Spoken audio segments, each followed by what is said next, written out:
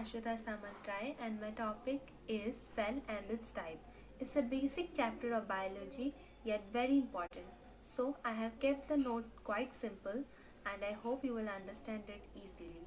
So I'll start with the basic question, what is a cell? So cell is defined as the smallest structural and functional unit of our life. So structural and functional terms are quite important. ये जो cell होता है वो सारे मिलके tissue बनाते हैं जो फर्दर ऑर्गन और ऑर्गन सिस्टम को बनाते हैं, इसीलिए उसे स्ट्रक्चरल यूनिट कहते हैं. मतलब सेल बेसिक स्ट्रक्चरल यूनिट होता है. सिमिलरली जो फंक्शनल यूनिट होता है वो होता है जैसे कि डाइजेशन हो, एक्सक्रीशन हो या जो भी रेस्पिरेशन हो, उन सब में सेल का बहुत बड़ा इंपॉर्टेंट पार्ट रहता है. इसीलिए सेल हमारे स्ट्रक्चरल और फंक्शनल यूनिट ऑफ लाइफ होता है, या ऐसे हो सकता है it is the basic unit of life entity. Moving to next point, all living organisms composed of cell. तो जितने भी लिविंग ऑर्गेनिजम्स हैं वो सारे सेल होते हैं. May be they can be unicellular और multicellular, but all living organisms are composed of cell. The next point, Robert Hooke coined the term cell. तो ये एक इम्पॉर्टेंट क्वेश्चन है कि सेल का टर्म किसने किया था या डिस्कवर किसने किया था. तो रॉबर्ट हुक ने किया था इन द ईयर मेंशन करना भी जरूरी है, इन 1665. बट जब वो देख रहे थे तो वो क्या देख रहे थे, वो अपने सिंपल माइक्रोस्कोप में देख रहे थे कि कॉर्क स्लाइस को, जिसमें उन्हें हनी स्ट्रक्चर मतलब कंपार्टमेंट जैसा दिखा, इसीलिए उन्होंने उसका नाम सेल रखा था. पर एक्चुअली वो सेल नहीं था, इट वाज डेड सेल. इसीलिए later on Antonie van Leeuwenhoek first saw and described a life cell. पर इसीलिए after discovery of compound microscope Antonie van Leeuwenhoek ने फर्स्ट टाइम एक लाइफ सेल को देखा. तो ये वाला भी एक इम्पॉर्टेंट पॉइंट है. Moving to next point, cell are complex and capable of dividing. जैसे कि जितने भी सेल्स होते हैं वो सारे केपेबल होते हैं ऑफ डिवाइडिंग. एक सेल दो सेल में डिवाइड होते हैं जैसे कि माइटोसिस हो या मेयोसिस हो, लेकिन जो नर्व सेल है वो डिवाइड नहीं कर पाता. ये एक एक्सेप्शन है. जो सेल होते हैं वो कॉम्प्लेक्स होते हैं. इसका मतलब क्या है कि सेल अपने अंदर सब कुछ ऐसे सेल ऑर्गेनल्स रखता है जो वो जैसे सब काम करता है, जैसे कि एटीपी सिंथेसिस हो, खुद में डिवाइड का जो प्रोसेस होता है वो सब सेल करता है. तो एक सेल बहुत कॉम्प्लेक्स होता है. उसके बाद moving to next point, in 1838 Scleden and in 1839 Scavin formulated a cell theory. But later on in 1855 Robert Virchow explained how cell divide and new cells are formed. तो in simple terms we can explain that जो Schleiden and स्कैवन दो scientist थे, उन्होंने cell theory दिया था जिसमें उन्होंने कहा था कि जो भी लिविंग ऑर्गेनिजम्स है वो कंपोज्ड है ऑफ द सेल. लेकिन उन्हें ये नहीं पता था कि सेल कहाँ से अराइज कर रहा है. तो ये सेल थ्योरी इनकम्प्लीट था. इसीलिए आफ्टर रूडोल्फ वर्चो ने अपनी 1855 में अपनी मतलब दी थ्योरी की cells arise from the pre existing cells, then ये थ्योरी कंप्लीट हुआ. सो सेल थ्योरी को लर्न करना एक इम्पॉर्टेंट पार्ट है, मतलब एक इम्पॉर्टेंट चीज है कि सेल थ्योरी क्या है. सो इसे 2 पार्ट्स में डिवाइड किया गया है. So cell theory can be explained as all living organisms are composed of cell and products of cell. And second point, all cells arise from the pre existing cell. So ये दोनों है point जो कि याद रखना है. It's important also कि जो सेल्स है वो डिवाइड करते हैं और अपने पुराने सेल से नए सेल्स फॉर्म करते हैं, और ये पॉइंट तो पहले से ही पढ़ चुके हैं. So will move to next point, that is all basic chemical and physiological functions are perform by the cell. तो just because cell basic structural and functional unit है, इसका मतलब जो भी है जैसे कि डाइजेशन या रेस्पिरेशन, ये सब जो फिजियोलॉजिकल फंक्शंस है वो सब सेल करवाता है. जो अगर हम ऑर्डर हायरसी में देखें तो सेल मिलके टिश्यू मिलके ऑर्गन और ऑर्गन सिस्टम्स होते हैं. तो वही जो ऑर्गन फंक्शनल होते हैं क्योंकि वो जो बेसिक स्ट्रक्चर है सेल के वजह से, इसीलिए all physiological function are perform by the cell. इसके अलावा जो सेल होता है वो रिजिडिटी एंड शेप भी प्रोवाइड करते हैं. So cell is bounded by cell membrane which act as a boundary. ये जो सेल होता है उसके अंदर बहुत सारे सेल ऑर्गेनल्स होते हैं. एक्चुअली सेल को 2 पार्ट में डिवाइड करते हैं. एक तो साइटोप्लाज्म होता है जो कि जेली लाइक स्ट्रक्चर होता है, और उसके अंदर होता है न्यूक्लियस. उस साइटोप्लाज्म में डिफरेंट ऑर्गेनल्स भी होते हैं, हमें नेक्स्ट पॉइंट में देखते हैं। और ये जो है सेल, इसको बाउंड करने के लिए एक सेल मेम्ब्रेन होता है। जनरली सारे एनिमल सेल्स में सेल मेम्ब्रेन होते हैं जो कि एक्ट करते हैं एज अ बाउंड्री और एज अ लिमिटिंग, जो सारे सेल ऑर्गेनल्स को एक साथ रखता है। Next point, the cell contains many cell organelles such as mitochondria, vacuole, endoplasmic reticulum, वैसे राइबोसोम्स, गोल्गी बॉडीज, ऐसे बहुत सारे होते हैं। जनरली जो सेल ऑर्गेनल्स होते हैं वो डबल मेम्ब्रेन होते हैं या नो मेम्ब्रेन होते हैं, जैसे कि नो मेम्ब्रेन जैसे कि राइबोसोम, सेंट्रोसोम होते हैं, और डबल मेम्ब्रेन बाउंड जैसे कि माइटोकॉन्ड्रिया होता है, और प्लांट सेल में हम जैसे देखते हैं क्लोरोप्लास्ट होता है। सो ये सारे सेल ऑर्गेनल्स हैं जो डिफरेंट फंक्शंस करते हैं, और ये हम डायग्राम में भी देखेंगे बाद में। उसके बाद नेक्स्ट पॉइंट है, the cell contain a nucleus and a nucleus called as brain of cell. So a cell में generally nucleus होता है, मैंने यहाँ पे नहीं लिखा है बट मोस्टली क्या होता है, generally it contains a nucleus. So generally nucleus होता है, लेकिन कुछ ऐसे होते हैं ऑर्गेनिजम्स जिसमें न्यूक्लियस नहीं होता है, इसीलिए mostly the cell contains nucleus and the nucleus control करता है सारे सेल को एक्टिविटी, इसीलिए उसे कहते हैं nucleus is called as the brain of the cell because it control its function. Then next point, ये टाइप्स ऑफ सेल है। So there are two types of cell, that is prokaryotic cell and eukaryotic cell. So दो types के cell होते हैं, और हम उनको कौन से बेसिस पे क्लासिफाई करते हैं ये हम देखते हैं यहाँ पे। जो प्रोकैरियोटिक सेल्स होते हैं वो होते हैं the cells have nuclear material without membrane are termed as prokaryotic cells. So जो विदाउट मेम्ब्रेन के होते हैं जनरली क्या होता है, उनका जो न्यूक्लियर होता है, न्यूक्लियस होता है, वो ज्यादा प्रोमिनेंट नहीं होता है, और उसमें न्यूक्लियर बाउंड नहीं होता है, न्यूक्लियर मेम्ब्रेन नहीं होते हैं।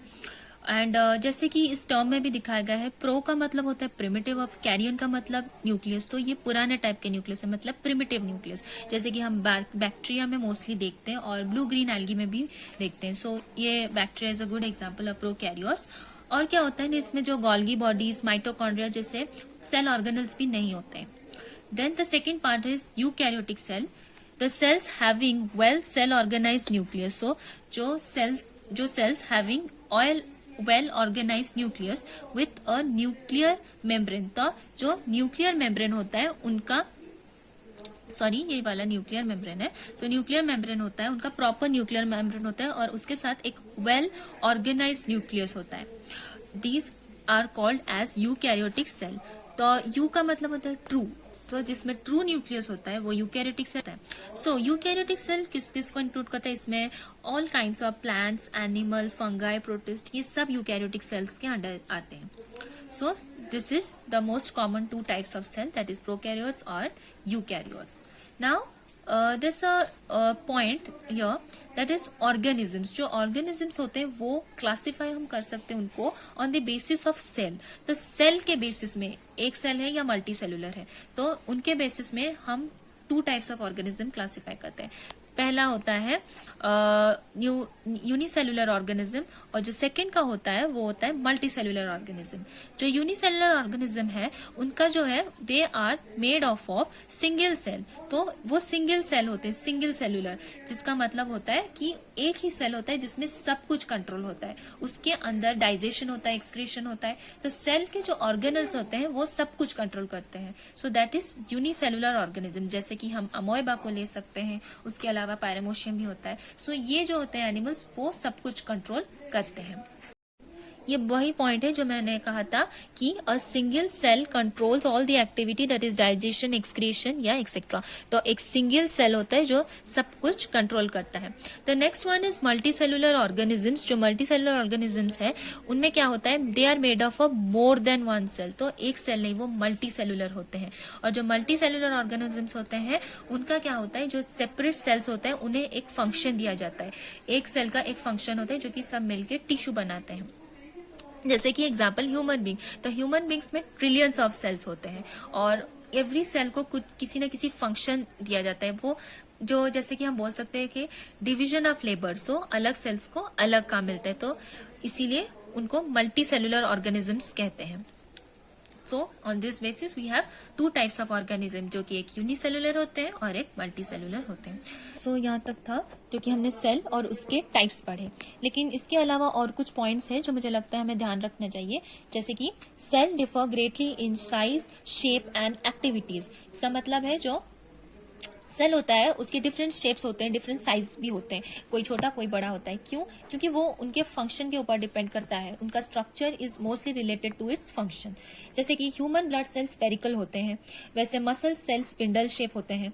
ऐसे ही नर्व सेल जो होते हैं वो एलोंगेटेड होते हैं, क्योंकि उनके फंक्शन के वजह से उनका स्ट्रक्चर वैसे होते हैं. उसके बाद नेक्स्ट पॉइंट जो कि है सेल की साइज के ऊपर. तो जनरली जो सेल्स होते हैं उनके साइज 1 mm टू 100 mm के अंदर रहता है. लेकिन कुछ एक्सेप्शन है, जैसे कि स्मॉलेस्ट सेल जो होता है वो 0.1 से 0.5 mm का होता है, जो कि एक बैक्टीरिया का है, और वो स्मॉलेस्ट सेल है. जैसे कि माइकोप्लाज्म भी बहुत छोटा है. उसके अलावा जो लार्जेस्ट सेल होता है वो एग ऑफ ऑस्ट्रिच होता है. तो ये दोनों है पॉइंट्स जो कि हमें याद रखना चाहिए, smallest cell and largest cell. इसके अलावा और एक पॉइंट है, जैसे कि in plant cell and bacteria there is a cell wall, there is a cell wall. तो एक सेल वॉल होता है covering the cell in the addition to the cell membrane. तो जो बैक्टीरिया का होता है या प्लांट सेल जनरली, उनका सेल मेम्ब्रेन के अलावा और एक बाउंड्री होता है सेल वॉल, जो कि उन्हें रिजिडिटी और शेप प्रोवाइड करता है. सो ये एक पॉइंट है. उसके अलावा और एक पॉइंट है जो बहुत इंपॉर्टेंट है, ये बहुत इंपॉर्टेंट है क्योंकि ये एक एक्सेप्शन है किसको, न सेल थ्योरी को.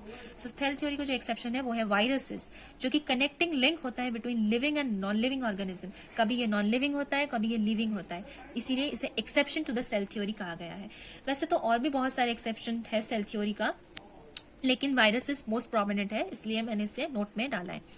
और ये जो लास्ट पॉइंट है मैंने पहले बता दिया था कि some cases the structure of the cell is much related to its function. तो सेल का स्ट्रक्चर उसकी फंक्शन के ऊपर डिपेंड करता है, क्योंकि नर्व सेल को लॉन्ग ट्रांसमिशन करना है जो सिग्नल्स है, इसीलिए वो बहुत एलोंगेटेड होते हैं. ऐसे ही बहुत सारे सेल्स का वैरी करते हैं. सो ये कुछ इंपॉर्टेंट पॉइंट्स थे और नोट्स, इसलिए मैंने अलग से नोट्स बना दिए थे. लास्ट में हम बस एक सेल का स्ट्रक्चर दिखेंगे जो मैं आपको दिखाते हूँ. ये है एक animal cell and this is a quite simple structure so that you can easily understand this. So ये जो बाहर का है ये सेल मेम्ब्रेन है जो कि एनिमल सेल को कवर करता है, but in case of plant cell उसमें सेल वॉल होता है एक एक्स्ट्रा बाउंड्री के जैसा.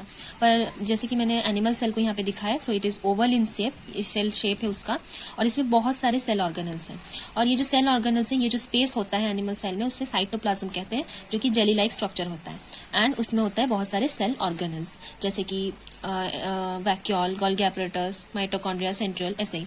और ये जो होता है वो न्यूक्लियस होता है. न्यूक्लियस के बारे में जैसे हमने पढ़ा, ये मेन होता है, मतलब ब्रेन ऑफ द सेल होता है, जो कंट्रोल करता है सेल की सारे एक्टिविटीज को. इसके अंदर होता है न्यूक्लियोलस, जो कि जनरली आरआरएनए या एमआरएनए सिंथेसिस के साथ रिलेटेड होता है. और यह है क्रोमाटिन फाइबर्स. और इसके अलावा हम देखते हैं यहाँ पे जो ट्यूब्यूल लाइक स्ट्रक्चर है, इसे एंडोप्लाज्मिक रेक्टिकुलम बोलते हैं, जो कि 2 टाइप्स के होते हैं. एक होते हैं स्मूथ एंडोप्लाज्मिक रेक्टिकुलम और दूसरे होता है rough endoplasmic reticulum. Smooth endoplasmic reticulum उससे कहते हैं जिसमें राइबोसोम्स अटैच्ड नहीं हो, लेकिन जिसमें राइबोसोम्स, जैसे ये स्मॉल ग्रैन्युलर स्ट्रक्चर जो दिख रहा है, ये राइबोसोम्स होता है, जो कि अगर एंडोप्लाज्मिक रेक्टिकुलम में प्रेजेंट है उसे रफ एंडोप्लाज्मिक रेक्टिकुलम बोलते हैं. और राइबोसोम्स फ्रीली भी ऐसे घूमते हैं ऑर्गेनल्स में और अटैच भी होते हैं, और उनका मेनली जो फंक्शन होता है वो क्या होता है कि प्रोटीन सिंथेसिस में हेल्प करते हैं. सिमिलरली जो एंडोप्लाज्मिक रेक्टिकुलम होता है वो भी एसोसिएटेड होता है with the synthesis of protein. उसके बाद जो है सेंट्रियोल. सेंट्रियोल जनरली हम जो देखते हैं उसका मेन जो फंक्शन है वो होता है डिस्ट्रीब्यूशन ऑफ स्पिंडल फाइबर. और जो स्पिंडल फाइबर होता है, इवन वो न्यूक्लियस का लोकेशन डिसाइड करता है और सेल ऑर्गेनल्स का भी. सो it is very much useful during division. ऐसे ही माइटोकॉन्ड्रिया एक बहुत इंपॉर्टेंट स्ट्रक्चर है जिसमें एटीपी सिंथेसिस होता है, और ये डबल मेम्ब्रेन बाउंड है जिसमें एटीपी सिंथेसिस होता है. एनर्जी स्टोरिंग, मतलब ये एनर्जी स्टोर करता है होल सेल के लिए. ये तो बहुत प्रेजेंट होता है जनरली प्लांट सेल में, एनिमल सेल में, लेकिन इन प्रोकैरियोट्स ये प्रेजेंट नहीं होता है. उसमें मेसोसोम्स होता है इन प्लेस ऑफ माइटोकॉन्ड्रिया. वैसे ही और एक है गोल्गी एपरेटस जो देख सकते हैं, ये भी एक स्ट्रक्चर है जिसमें packaging and processing of proteins होता है, उसका ये मेन फंक्शन है. उसके अलावा होता है लाइसोजाइम, जो कि एक सुसाइडल बैग है, एक्सक्रीशन या अनवेस्टेड मटेरियल्स को स्टोर करने के लिए और उसे रिमूव करने के लिए। और लास्ट को हम ये देखते हैं, जो वैक्यूल होता है, वैक्यूल्स बहुत छोटे होते हैं एनिमल सेल में, वेराज इन प्लांट सेल वो बहुत बड़े होते हैं। तो ये कुछ स्ट्रक्चर्स हैं जो हम सेल ऑर्गेनल्स के अंदर पढ़ते हैं। इसके अलावा हम देखते हैं माइक्रोफिलामेंट्स, ग्रैन्युलर स्ट्रक्चर्स, जो कि जनरली हमारे साइटोस्केलेटन ऑफ द सेल को कहते हैं, जो कि शेप प्रोवाइड करते हैं, रिजिडिटी प्रोवाइड करते हैं। सो ये एक ओवरऑल व्यू है ऑफ द सेल। वैसे तो बाद में डिटेलिंग ऑफ द ऑर्गेनल, सारे ऑर्गेनल्स के बारे में डिटेल्स में लिखा गया है, लेकिन अभी के लिए यहाँ तक ही हम पढ़ेंगे। और ये एक सिंपल सा स्ट्रक्चर है animal cell. That's it. So that's all for today. My contact details are given below and do share your feedback. Thanks for watching.